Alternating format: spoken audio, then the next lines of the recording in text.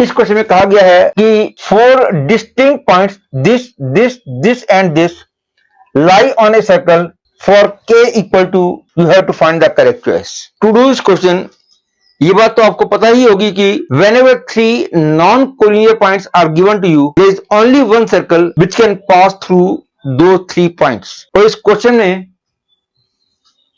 ये 4 पॉइंट्स दे रखे हैं, to find the value of k, मैं सर्कल निकालता हूं जो इन तीनों पॉइंटों से होकर जाता है और उस सर्कल पे इस पॉइंट को लाई करवा दूंगा and I will find the value of k. These points on coordinate axis are at the position 0 0 1 0 and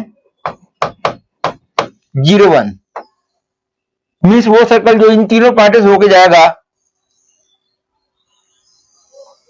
वो कुछ ऐसा होगा। तो क्योंकि ये एंगल 90 है तो ऑब्वियसली ये लाइन इस सर्कल के लिए डायमीटर बन जाएगी। Hence, I can say the equation of this circle using the diametric form of equation of circle. The equation of circle will be x minus 1 into x minus 0 plus y minus 0 into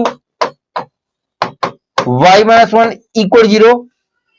That is x square plus y square minus x minus y equal 0.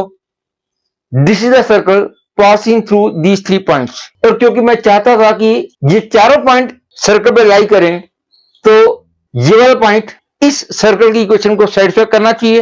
And if I put this point in this equation I will get 4k square plus 9k square minus 2k minus 3k equal 0। That is 13k square minus 5k equal 0.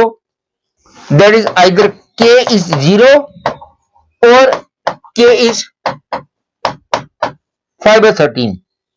लेकिन कहा गया था कि चारों points distinct हैं इसलिए k equal 0 को हम रिजेक्ट कर देंगे।